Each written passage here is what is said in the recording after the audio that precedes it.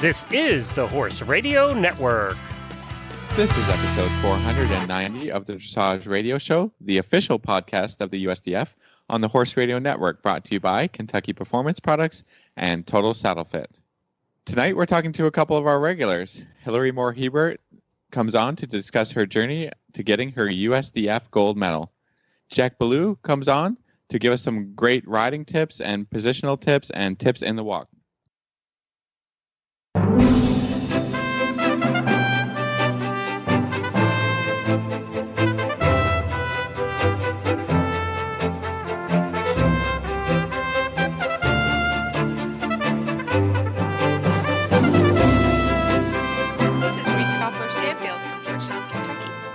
This is Philip Parks from Rockwood, Ontario, and you're listening to the Dressage Radio Show. Well, hey, Phil. Hi, everybody. Yeah. And Glenn is here as well. Glenn, welcome. Hi, guys. Haven't talked to you in a while, and I'm so excited because Radiothon's coming up in a couple of weeks. I can't believe it. Sounds like you've kind of recovered from WEG. We didn't talk to you because I needed for a while. For a while, like a month. But yeah, I'm so excited. Reese is going to be there. Philip, we fired. He's not coming to Radiothon. No, we didn't. Whoa. Don't start a rumor. Just Philip is not able to join us. There was too much bad language in last year's show that you decided I couldn't do it. He wasn't able to join us for Radiothon. No, Phil's not able to join us, but we're very excited. Olivia Lagoy-Welts is going to be my co-host for the radio show. She's been a great supporter of the radio show, and we're super excited. I'm super excited to have her with me for the hour. And Glenn, what time is the dressage hour on the radio? All right, so this is the details. So Radiothon is November the 26th, and it's important for you all to pay attention to that right now because it is the time right now up until the 19th for you to enter to win the prizes that are available. And we're talking some serious prizes. We have over $4,000 worth of stuff. We have the grand prizes alone. One of the grand prizes is your choice of any Wintec saddle, including the Isabel dressage saddle. Now, that's a $1,300 value, and you can win that just by entering for Radiothon. I mean, the other grand prize is $500 worth of Weatherbeater stuff, including a winter blanket, a sheet, saddle pads, polos, all kinds of stuff from Weatherbeater. So, I mean, the blanket alone is worth over $300 that they're giving away, and it sounds like Reese could use it. Can I win this? Can I win the saddle? I know, can we come on? No, you guys can't win. I'm sorry to say. But if you have friends... I don't have any friends. Reese is my only friend. I know. Phil's my only friend. Does Travis Stanfield count? But you have a sister. I do have a... Oh, Phil, you have a wife. Well, maybe Meredith. Yeah. But then we're also giving away a ton of other products all day long, including a Total Saddle Fit girth. We're giving away $50 gift certificates from Horse Lovers and State Line Tack all day long, every hour. We have Kentucky Performance Products is giving away a $225 package on your hour. On the dressage hour, which is at 11 o'clock. It just keeps getting bigger and bigger every year. Does. It's so big. It's so cool. So 11 o'clock. 11 o'clock is when dressage hour, right after Horses in the Mornings, 2 hours. Then it's you guys come in. And I know you're working on some big name guests and some fun stuff there. We are. Well, we have Olivia. I mean, basically, she can do the whole hour. Yeah, that's true. Great. We already have a big name co-host since Phil's leaving me. Yeah, that's right. That day.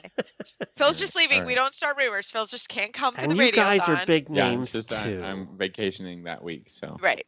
He's leaving me. Which is kind of normal. Like if you think about it, over the years, it was last year I was on, but. It's sort of the right time for me to travel. So yeah, you always go away right after our Thanksgiving, which is when Radiothon is. It's when you always go away. Exactly. That's Canadians. All right, so this is November the 26th from 9 a.m. to 9 p.m. It's 12 hours straight. If you haven't listened before, you can listen on the Horse Radio Network app where the little live button is. You can listen there. You can go to horseradionetwork.com and listen there. There's a number of different places you can listen. But you can enter to win the prizes by going to holidayradiothon.com, and you'll see there's a button up there that says enter to win, and it tells you how you can enter. You can submit a voicemail to us, and there are all the explanations on there, or you can call in that day and you're automatically entered into the prize drawings every hour. So there's a number of different ways to win. They're all listed on there. We get about 100 voicemails from listeners every year, and we play them all day long. It's a lot of fun. Our theme this year is if your horse could talk, what would his or her New Year's resolution be for 2019? So you can answer that question. You can just call in and say that you love Reese and Philip, and that you want to hear more of them or less of them. Either one will put you on. That's fine. So more of Phil, less of Reese. Yeah, that's Yeah, right. no, Anything wait, like that. no. Well, Glenn, we appreciate all the hard work that Yeah, goes into this. it's a Oh, because huge it is a effort. ton of work. lot of It's There's 12 a hours ton of with work. 20 hosts and almost 30 guests and 100 Really fun days. voicemails. So It's a big day for Glenn. We're just on for an hour from 11 to 12. So Olivia and I will be on, but Glenn is an all day 12 hours. It's unbelievable. I don't know how you do it. I don't think there's enough coffee in my Keurig box to make me get through. Wendy 12 and I hours, do have but a long day. We're on all 12 hours, and it's a long it's day. amazing. You know who gets It's even a amazing. longer day, though, is the producers who have to sit there and answer 50 calls an hour. You know, they're That's true. That is true. Yeah. Yeah, we have the easiest job. We just show up for an hour. It's amazing. Hour and 10 minutes, and then we're done. So it's really good. But we're really looking forward to it. So again, everybody, mark your calendars. And again, Olivia and I will be on holidayradiothon.com. holidayradiothon.com. I love it.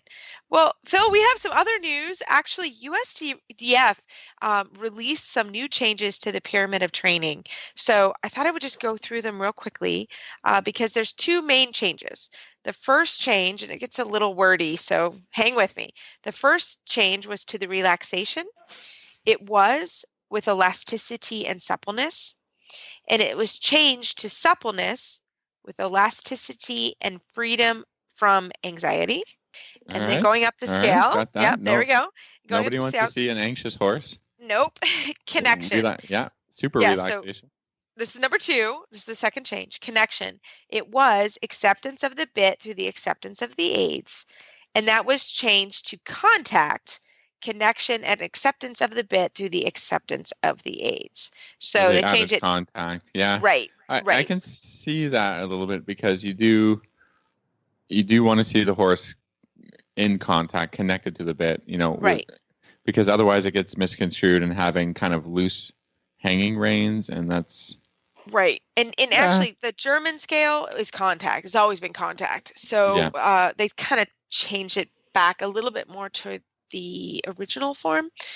So that was interesting. But little yeah, tweaks. so Yeah, little it tweaks should to the always scale be of training. tweaking and training. running better understanding of the definition of terms, I think.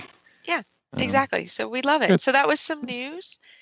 And so, Phil, it's Thursday evening. We're recording, and the U.S. Dressage Finals are going on right now here in Lexington, about 10 minutes from my house. So it's actually a madhouse around here. I've had horses in and out and crazy. up and down and all around.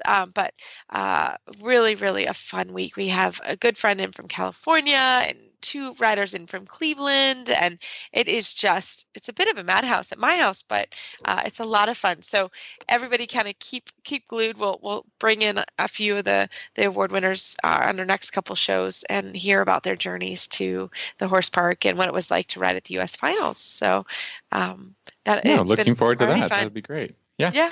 It's already been fun. Well, Phil, we're going to get going with our first guest. I think everyone knows her and enjoys her from the book club. Jacques Ballou is on the program, and I hope you enjoy her interview. Well, tonight we are so excited to have author and friend of the show, Jacques Ballou. She is the author of 101 Dressage Exercises and our book club author from a few months ago of 55 Corrective Exercises for Horses. Jacques, welcome to the show. Thanks so much. It's good to be back with you. We love having you, and you were awesome. You actually, we love it when people send us emails and want to chat. And you emailed us and said, "Hey, we really need to have a conversation," which we love, about productive uses of walk warm up, walk if you're rehabbing, just generally. And Phil and I were like, "Yes, please come on the show again." So we're happy to have you. Thanks. It's an important topic, and I'm glad it's come up with both you and Philip a few times. I always hear you tout the benefits of it, and and I certainly agree. But I understand why a lot of amateur riders either get bored stiff at the walk or just think it kind of doesn't count. Like it's, they just gloss over it. And once you give them some productive things to do at the walk and ways to spend that time, I feel like, they just get so much more value out of it. And the horses, benefit a lot too from it. I see it, every day. And like you said, it's sort of, it can be a really good productive time if you know what to do, instead of just sort of kind of wandering around. We're not talking about that kind of thing for 20 minutes. I mean, you gotta be doing some things that can help the horse, like we said, warm up, or just kind of, you have some rehab issues sometimes, or just to help improve the horse's way of going. You can really use the walk to help with this, and you're not expending all the energy that you might do in trot or canter. Exactly. And one of the interesting studies I read a couple of years ago indicated that for the horse's postural or core muscles that tend to lose fitness either during an injury and rehab period or in places that have a hardcore winter weather and the horse gets laid up for the winter, they lose that muscling quite quickly. But it doesn't take much to keep those postural muscles tuned up. If you spend 20 to 25 minutes a day recruiting those muscles, they maintain about 70% of their fitness. And you can do that at the walk. So, that's pretty compelling. If you're somewhere that you can only walk or you're rehabbing, you can maintain, just like with humans, a good amount of the postural tone, and walking isn't for cardio workout. You're not going to get your horse huffing and puffing. That's not the point. But I would argue that it's the fitness in those postural muscles that's more important anyway than cardiovascular fitness, because that rebounds really quickly once the horse goes, back into work in a rehab situation. And also, just the benefits of walk, right? You're stretching the horse, you're getting the horse ready for work. So talk to us a little bit about that, like just as a general use of warm up for walk.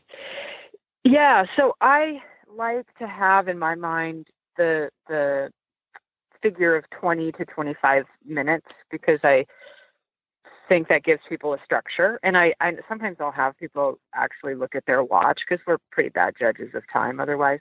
And I kind of treat it like a circuit training. So like at the gym, and I have students circulate through different simple exercises for about 2 minutes each.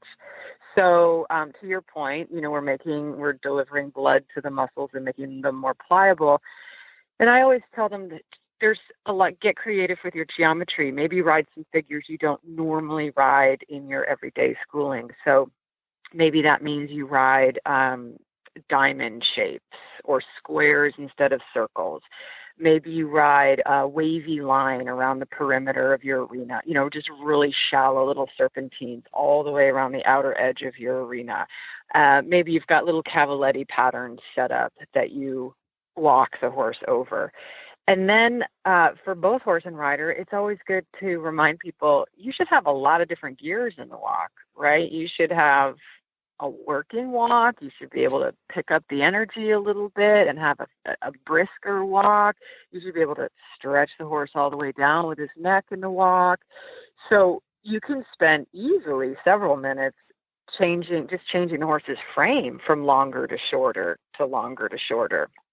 That could be part of your circuit. And then let's say you'd spend a few minutes changing the length of their stride, longer, shorter. And then let's say you do 2 minutes of turns on forehands and turns on haunches.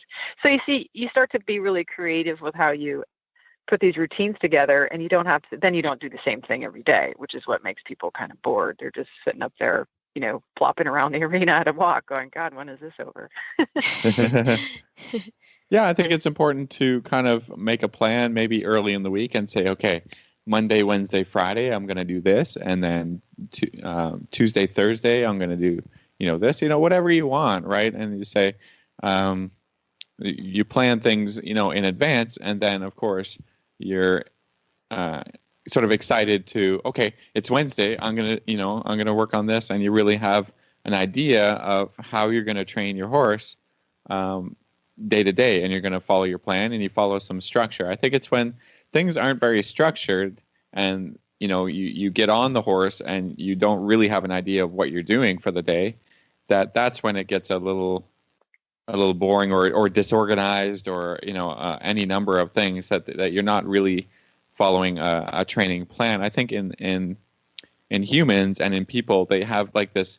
You get yourself a trainer or whatever, or you watch videos and you have an idea what you're going to do, right? Like Tuesday is arm day, Wednesday is back day, but people rarely are taking that idea of fitness towards the horse. It's sort of like you said, kind of do the same thing every day. So I think we need to have a little bit better plan, so the horse is not bored. Up in Canada, we have to be indoors for most of the winter. We're moving in right now in November, and we won't get back outside for a while unless we want to, have a hack day or ride in the snow. Okay.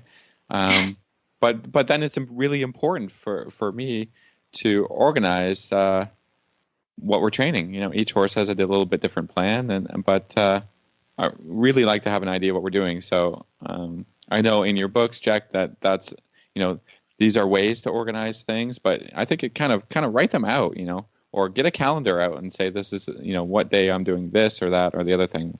What do you think about that?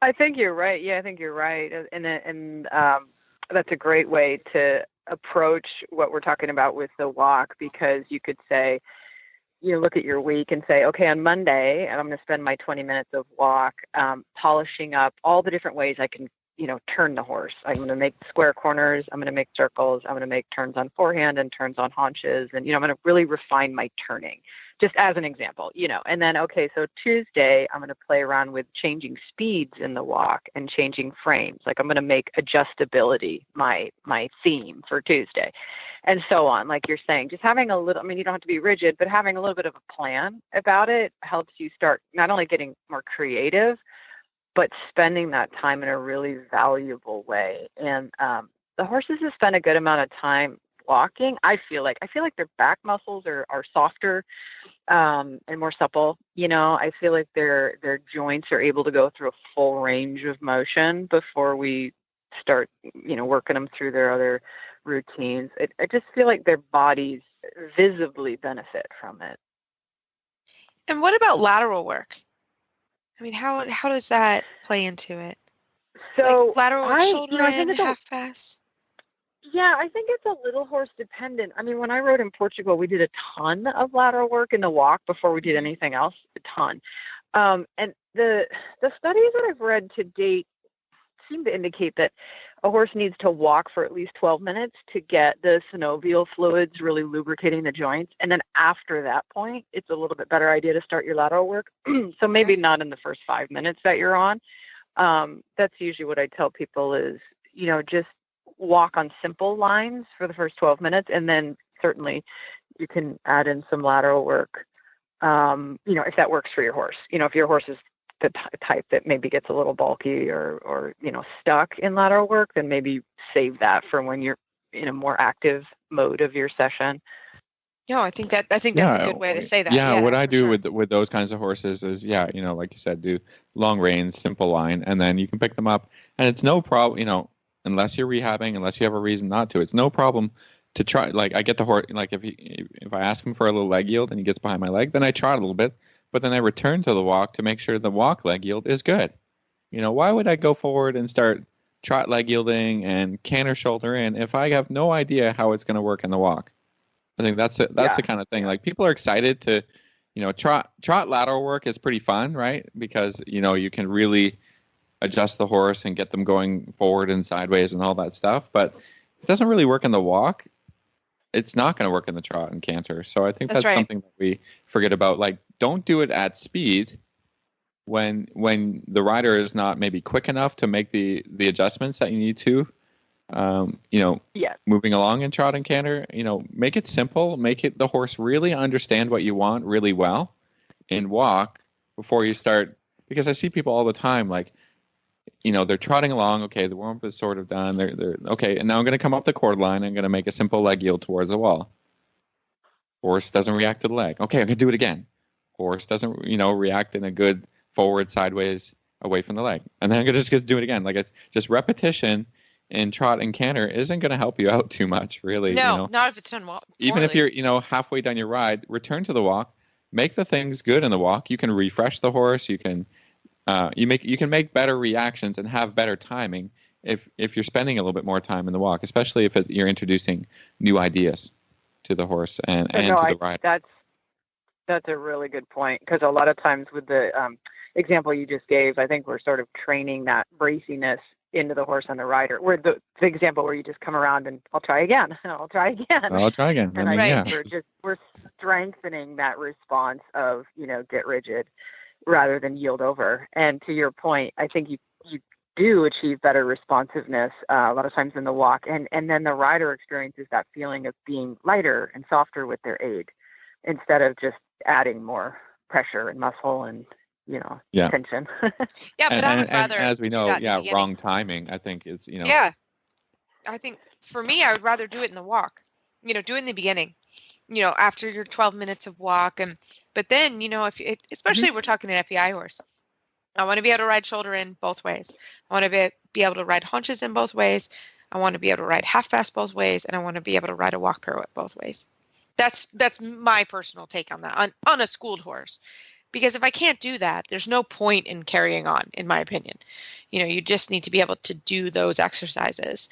And again, you take it to whatever level your horse is. But if you're riding shoulder in, you should be able to do that. If you're doing second level, you should be able to do it in the walk in the beginning and get the response that you want before you add in the speed and the motion of the movement.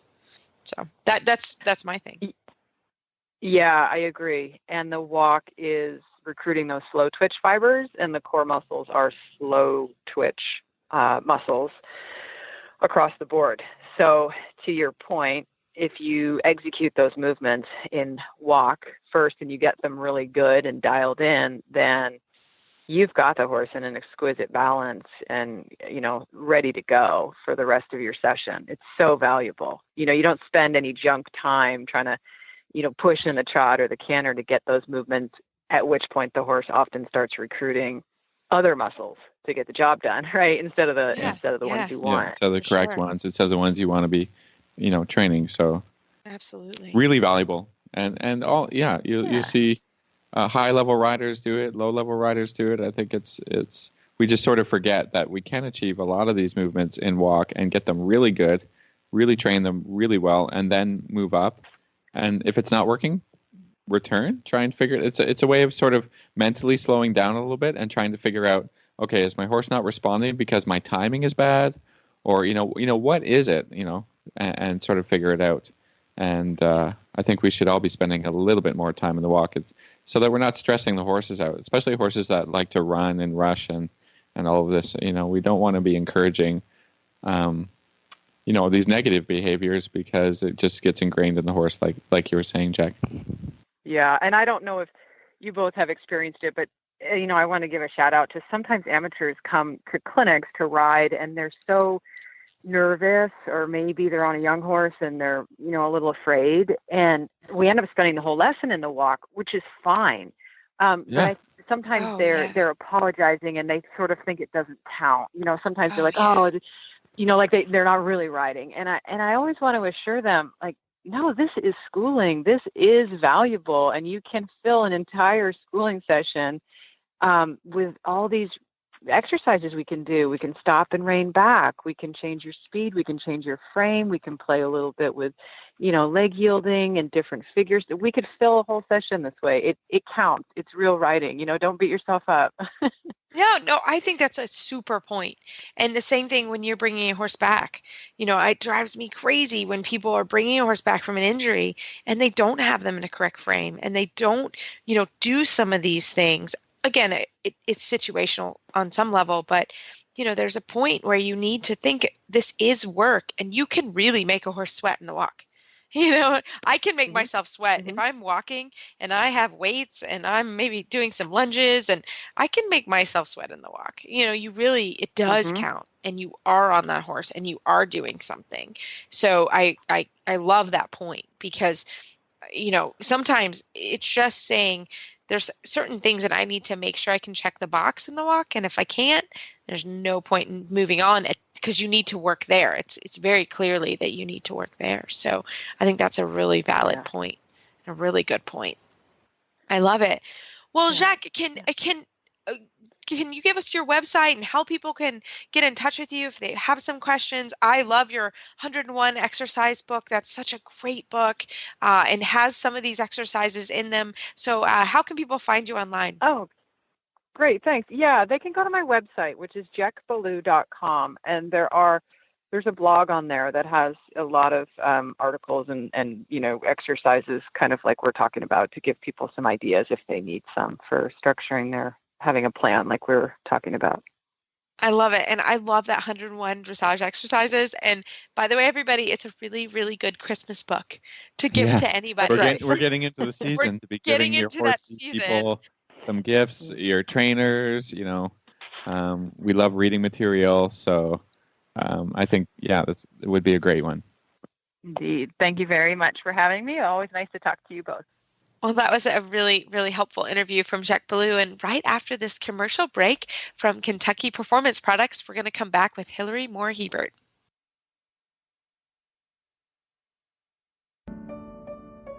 Her life was falling apart around her, but when she saw his sweet face and heard the low nicker, the pain eased.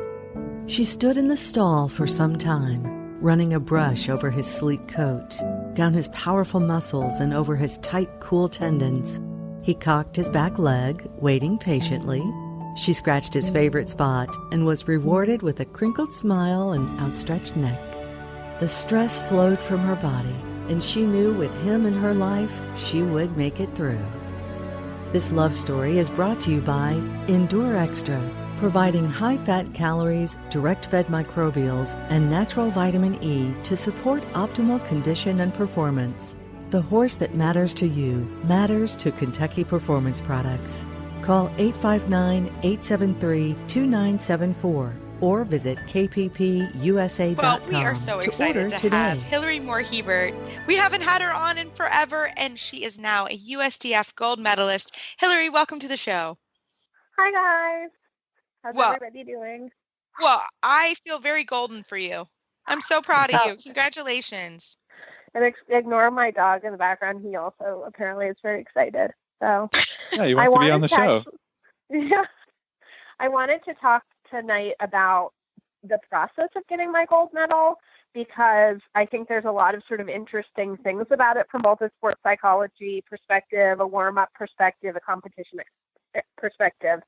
So I wanted to tell the story of what happened, because as your listeners may or may not know, I was down in Florida working in full training with my trainer, Shannon Dewitt, up until the 1st of April. And we had shown, I kind of did a few I-1s to kind of get used to the competing at Global and stuff like that. And then we moved up. I stayed an extra month to be able to do my first I-2 with him. And things went really well. And then after, December, January, February, March, after 4 months of being in full training under supervision every day, I was like let loose. And then there I was, like what I imagine it's like when people suddenly go from being young riders to professionals, where there I was with my Grand Prix horse that I had only shown I-2. And then I was just up in Maryland. So it was a little bit of a bizarre transition, because I knew what I was doing, but you just get in your own head. And so I sort of had in my brain that I was just like going to plateau myself, because I just didn't believe that I could do it the way that if I had supervision. So I had Shannon up about once a month, and then time went on and like months passed, and I thought to myself, here's a horse who, I can do all the Grand Prix with, and yet here I am just sitting like a piece of chicken poop at my farm with like no idea what to do, being just totally like paralyzed, right? And I don't have any idea why.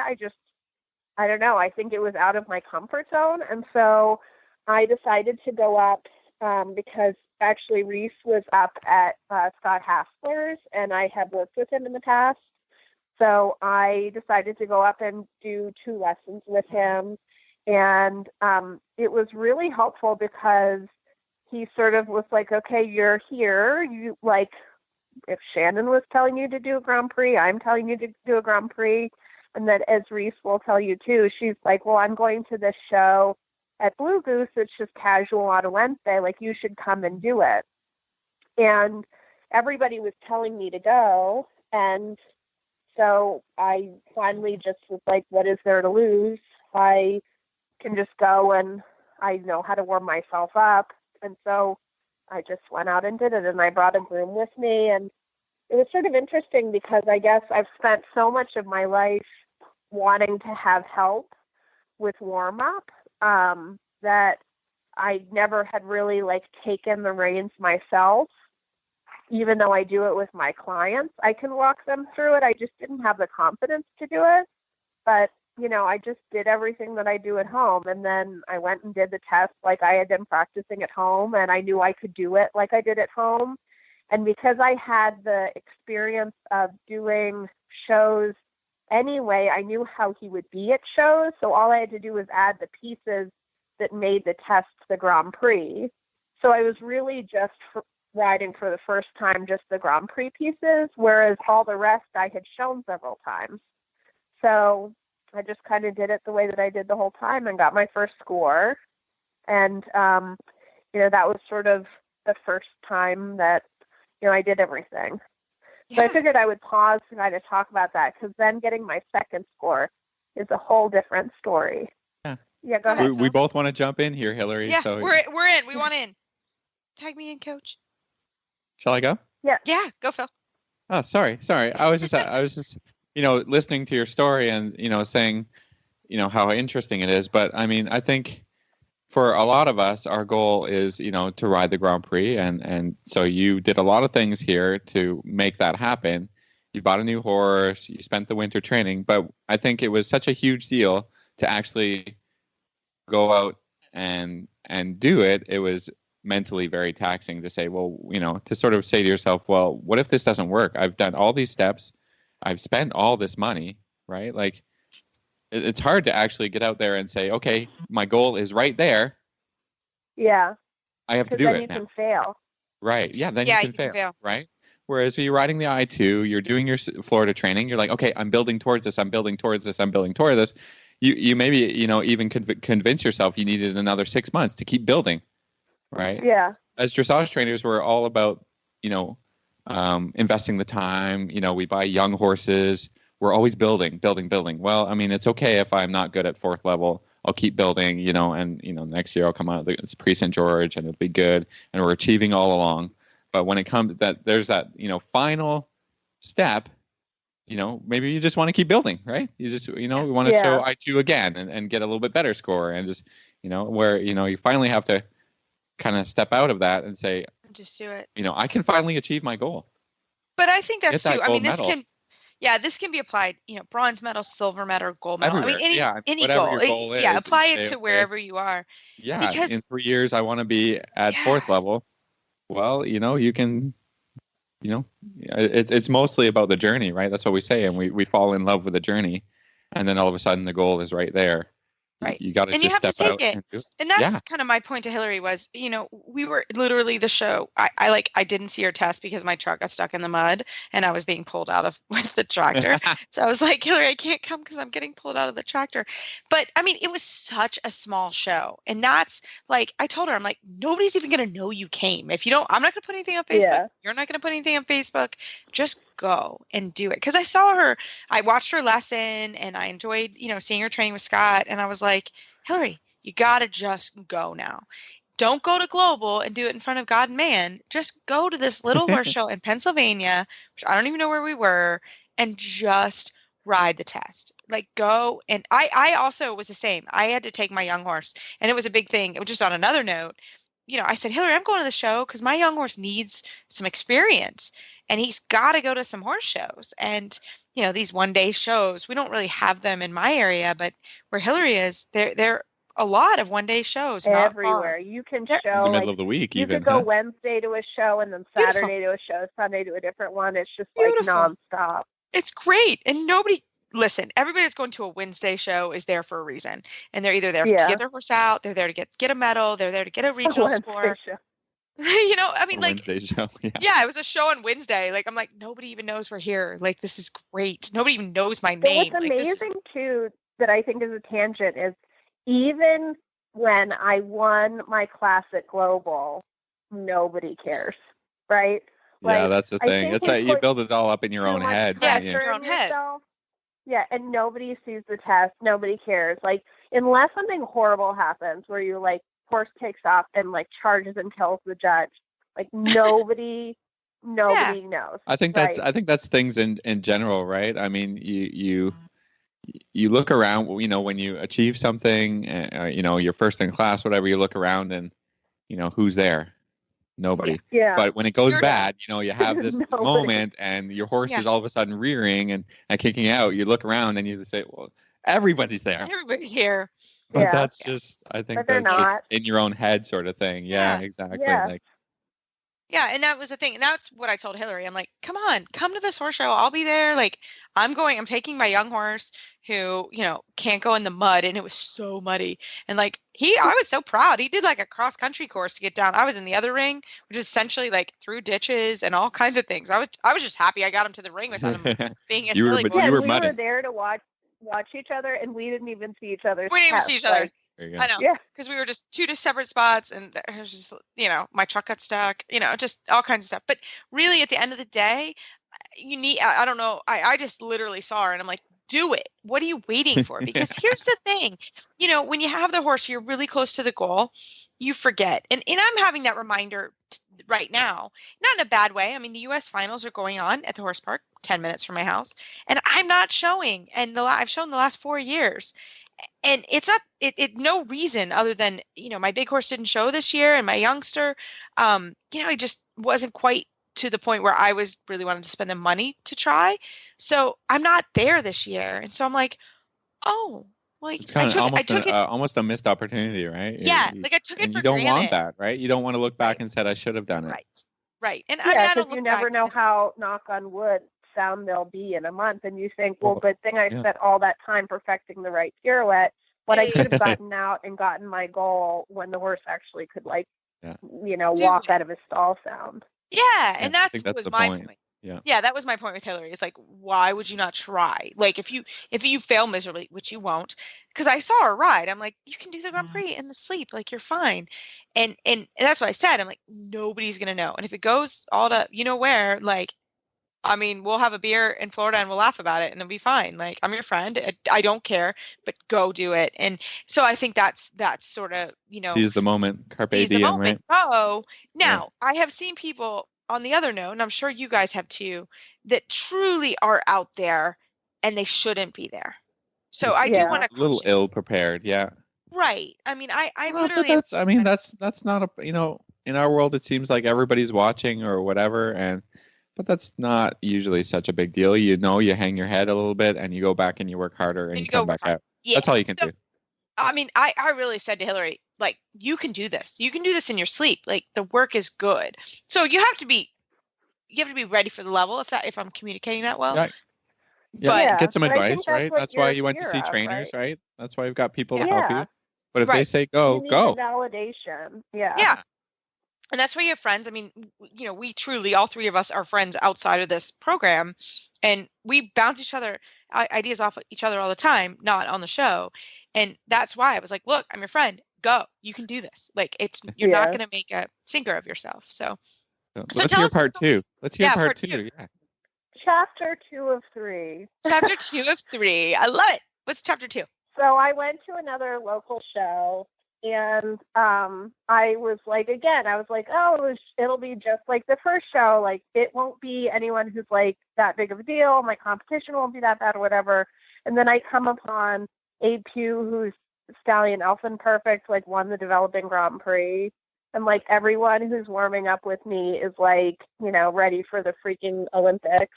And so I'm like, I got a great score the first show. And then I had this happen to my student who just got her bronze medal this year. And she had one score left. There should be some sort of like warning for everybody. Mm-hmm. So this is me Yep. doing the warning. When you have the last score of your medal, you are not going to get the score. True. That's true. You are going on the to- first go. That's true. Yes. You're gonna You are get going that's to happened to me invite too. all of your friends and family. You're going to get like $100 bottle of champagne. You're going to pay for a video. You're going to pay for photographers. And then you are going to put on your coat early, warm up for 45 minutes for no reason, go into the ring, forget how to piaffe, and then you're going to get a 57%. So that's what happened to me the first day. There you go. And I You know was what? like, Hillary, this happened to me Yeah. too. And I agree. yeah, it happens So to everybody. It happens to everybody. Like- So I had a wonderful opportunity when I was much younger. I was in my early 20s, and a friend of mine, Jennifer Conauer, offered me her older horse. His name is Ollie Fascination. And this horse, there should be a whole show done for him because he got so many people their medals. But he had an injury and he had been turned out. Jennifer said, if you rehab him, you can show him. He's done the full Grand Prix horse. So I said, okay, great. So I was a young professional at the time. I was out on my own, so I was paying all my entries. And same thing. I just like you, I went and I nailed the first Grand Prix. I mean, he was fantastic. And I am not kidding you. I got 69.8, 59.8, 59 point. I got a 59.98 once. It was so painful. And this went on all summer to the point where I just finally cried one time at the horse show. I'm like, Mom, I'm out of money. Like, I don't have any more money to show. Like, I'm out. Like, this can't do it. And my mom was like, I'll pay for one last show. I will pay at this point because my mom had come with me and I'd paying for everything. And I think I was in grad school. Like, I didn't have any money. And so finally my mom was like, I'll pay for the last show. And I got it on the last show, but it took me all summer to get, I mean, I did like 8 shows and got like multiple 59.98s and you need the 60%. So it's true. It is very true. But I will tell you, I learned so much that summer. Yeah, about I mean, if riding you don't with us. struggle, it's not worth it. Yeah. Yeah, It's and that's not- where I am so impressed by, I'm not comparing this, but the idea of someone like Charlotte Dujardin who goes in time after time, because at this point, you know you can do it, and then you just have to repeat it. I don't know how you could have that amount of pressure and not be pulling in like the way that I did, where I was like just overdoing it.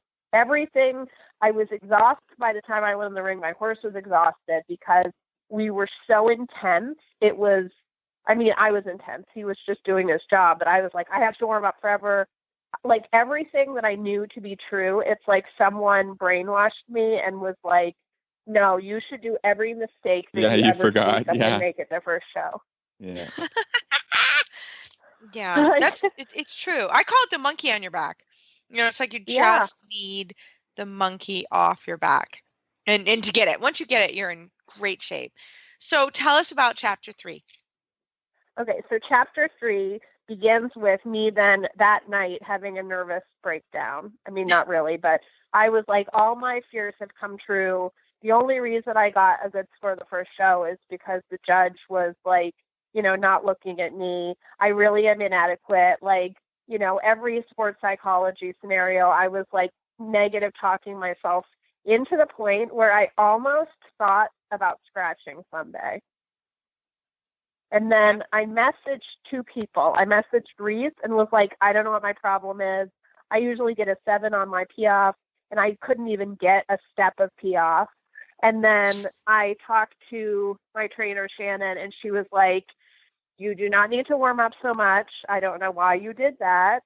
You need to go off on your own into like a section of the warm-up ring, and you need to just get your horse off your leg, which is also what Reese said.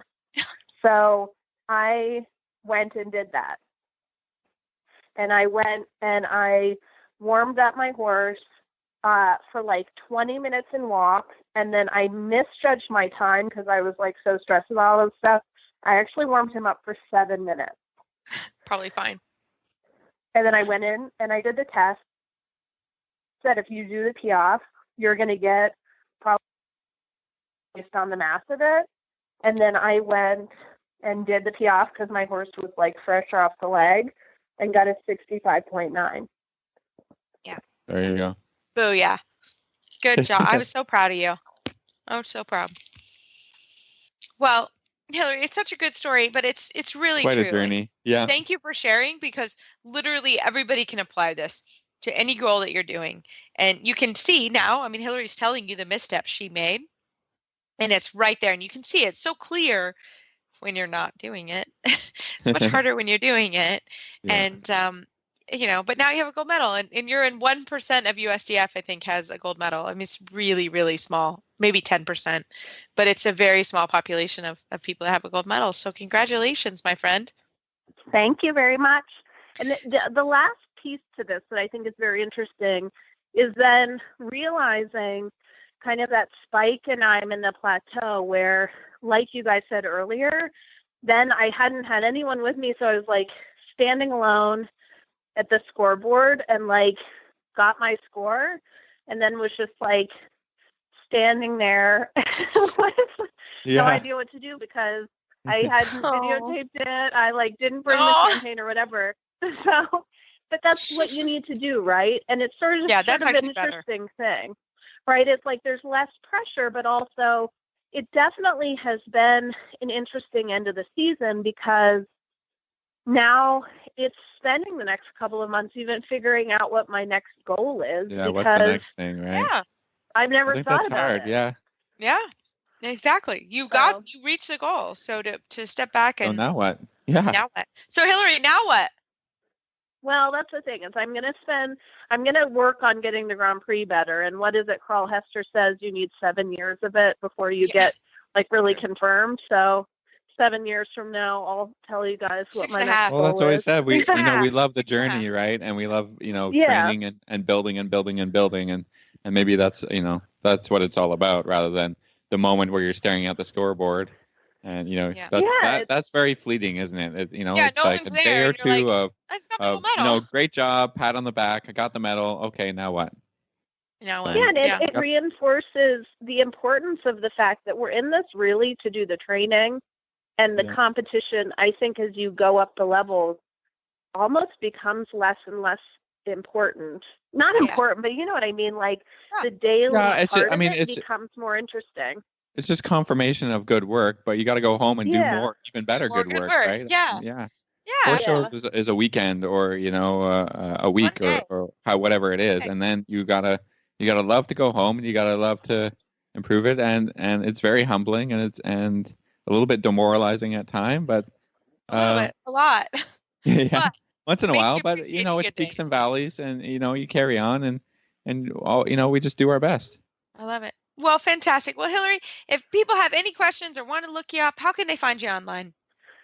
They can either, my website needs to be updated, and I will readily admit that, but they can always go to mooredressage.com, like my maiden name, or they can just find me on Facebook at Hilary Moore-Hebert, and, send me a private message, or you can always contact me through the website. Awesome. Well, thanks so much. And I can't wait to see you in Florida and we can kick each other's butts. It'll be great. Yes. Talk to you soon. Okay. Bye.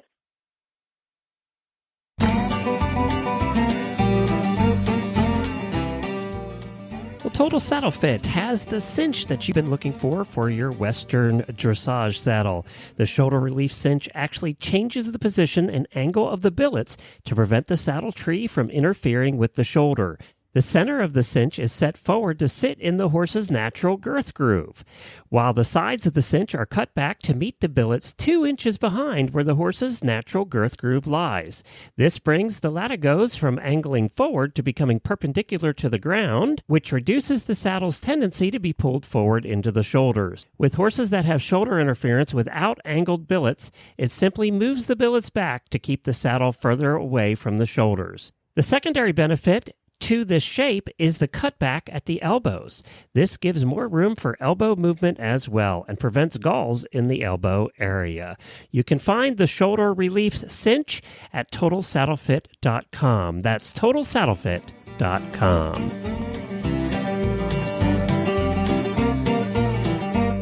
Well, we are really excited to have Jacques Ballou stay on the program with us for our Total Saddle Fit Tip of the Week. Jacques, do you know about Total Saddle Fit girths?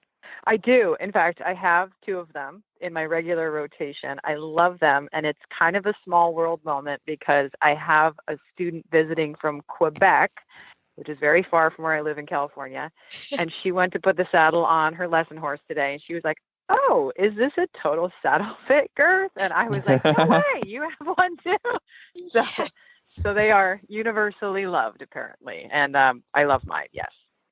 Fantastic. Well, we love them. And as always, Justin at TotalSaddleFit.com is the person you want to talk to.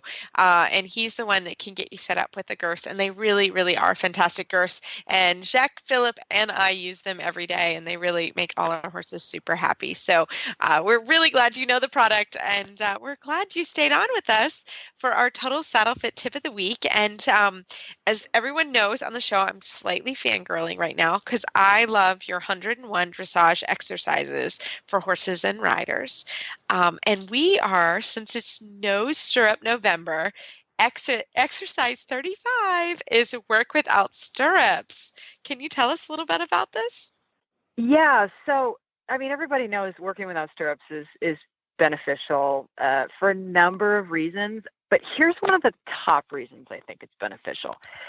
So as the rider drops the stirrups, they become more aware of what their back is doing. And I think especially for female riders, when we give a half halt, it's really easy for us to go wrong in 2 ways. We either kind of hunch over like the letter C, or we kind of arch our backs and hollow out. Obviously, neither of those is desirable. You're trying to stay neutral.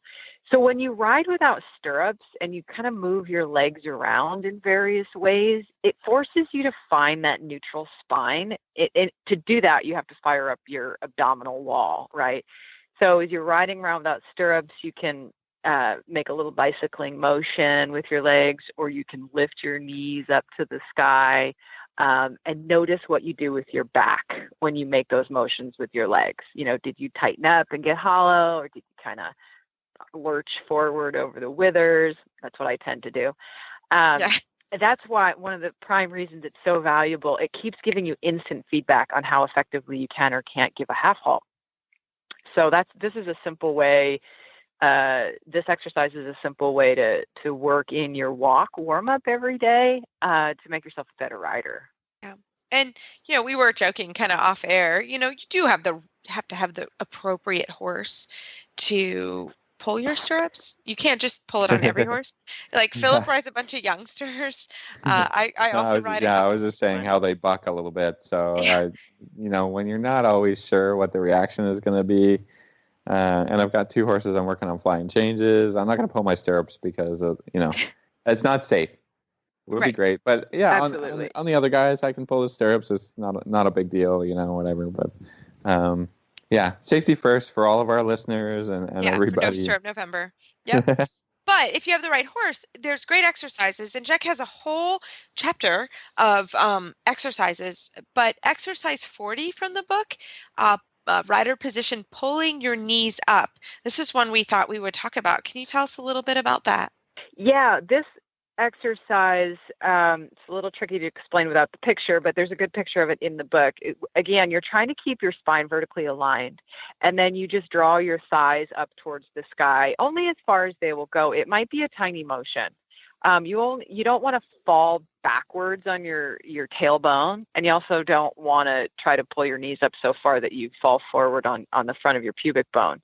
But by doing this motion of lifting your thigh off the saddle, it causes your seat bones to drop a little bit more into the saddle, so riders can work on their symmetry and feeling both sides of their seat. But it also fires up your psoas muscle, which is so important for things like sitting the trot and having a stable leg position. And some riders are not aware of how little they recruit their psoas when they're riding. I had a rider doing this exercise yesterday, actually, and she became painfully aware of her psoas. But at the same time, she realized how important it was. At the same time, she's like, oh, this is why my horse always pulls me forward in the trot. And she's been trying to sit back, but she hasn't felt in her body how to accomplish that, besides just telling herself, we'll sit back. And then with this exercise, she was able to really feel where that stability would come from. And it was really neat. It was like one of those really simple exercises that was a big teaching moment. Yeah, it was a light bulb moment. Yeah, yes. We love that. I remember this a little bit, actually, when I was younger, when I was learning to ride. And just like, it really helped me to, when I pulled my knees up, I could sort of separate what my pelvis was doing from what my back was doing, right? Because previous to that, if somebody said, lean forward, tilt your pelvis a little bit back, then my whole body would just fall back. My legs would fall forward, and it was a mess. I mean, I'm sure it was very frustrating for anybody who was trying to teach me. But as soon as I sort of was able to bring my knees up, all of a sudden I could feel how I could rotate my pelvis without moving my shoulders back or forward at all. And it's sort of, you're just all about looking for these light bulb moments of how to identify your muscles, your bones, and which ones you want to be moving and which ones you don't want, which ones need to be stable and which ones need to move, and can really help figure out how to ride and how to actually sit in a dressage saddle, and make it work for you, right? Yeah, that separation of your body parts is that's exactly right. Well, we love it. Well, again, Jacques has an amazing book. It's one of my favorites, 101 Dressage Exercises. And if you want got a more few other exercise, books too, Reese. Yeah, I know you love that one, but this is my favorite. There's a few others. There's a few more, but in this book, there's a whole chapter on rider position. So there's even more that we can get into. But Jack has been so amazing to stay on for our Total Saddle Fit tip of the week. But again, no Cervic November. I hope people enjoy. And Jack, real quick, how can people find information about you and the books? They can find them on my website at jackballou.com. Fantastic. Well, we look forward to it, and we can't wait to have you on another time. Thanks so much. Great talking to you.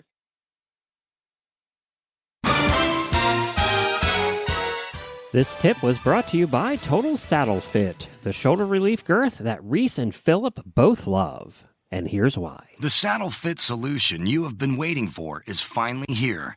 TotalSaddleFit.com is proud to introduce the shoulder relief girth. This strategically shaped girth actually moves the girth line of your saddle back over 1 inch, thereby freeing your horse's shoulders from the saddle. Traditional girths pull saddles up against a horse's shoulders and often over the top of the shoulders. The shoulder relief girth's recessed ends allow for the billets to buckle into the girth farther back to give your horse unparalleled freedom of motion. We are so certain that your saddle will fit better and your horse will be more comfortable that for a limited time we are offering a 30-day, 110% money-back guarantee. If you are not totally satisfied with your shoulder relief girth, send it back for a full refund plus 10% of the purchase price. Don't wait. Order now for the best saddle fit solution available. At TotalSaddleFit.com. Visit TotalSaddleFit.com. Well, Phil, as always, we love email and Facebook shout outs. They really make us happy. And we pass them through the week. We're like, oh, Phil, we got another one. So we love it. So please keep them coming. And we love it. And we will always find an answer if we don't know the answer to your question. And as always, you can find our show notes and links to today's guests on our website, dressageradio.com. Like us on Facebook, just search Dressage Radio Show. Follow us on Twitter at Horse Radio. My website is maplecrestfarmky.com, and my email is reese@horseradionetwork.com. I think the best way to find me is on Facebook, or my email is philip@horseradionetwork.com. I'd like to thank our sponsors for allowing us to put on a good show. And don't forget to check out all the other shows on the Horse Radio Network at horseradionetwork.com. Hey, and before you guys say goodbye, I'm going to do something special after you say goodbye, so everybody has to stay on. I'm going to play one of the voicemail packages from last year's Radiothon to get everybody in the mood. Cool. I love it. Well, everybody keep your heels down and your shoulders back and hold tight because Glenn's got a surprise for you. The horse world need wait no longer. The 2015 Horse Radio Network Holiday Radiothon will start in less than 2 minutes. So let's go to Colleen from Weatherbeta for the call. This is Colleen from Weatherbeta. The hosts are saddled up, the prizes are ready, and the holiday voicemails are loaded in the gate. And they're off.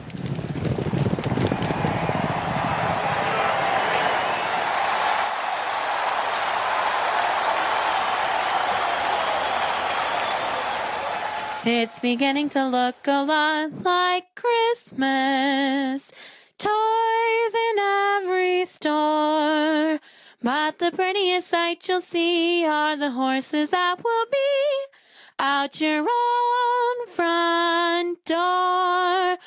A pair of Cavallo boots and a pony that scoots are the wish of Wendy and Glenn. Horses that rock and will go for a walk are the wish of Jamie and Jen. And Philip and Reese can hardly wait for showing to start again. It's beginning to look a lot like Christmas. Everywhere you go, there's a tree in the Grand Hotel, one out fox hunting as well, the sturdy kind that doesn't mind the snow. It's beginning to look a lot like Christmas. Soon the sleigh bells will start, and the thing that will make them ring is the carol that you sing right within your heart, right within your heart. Merry Christmas.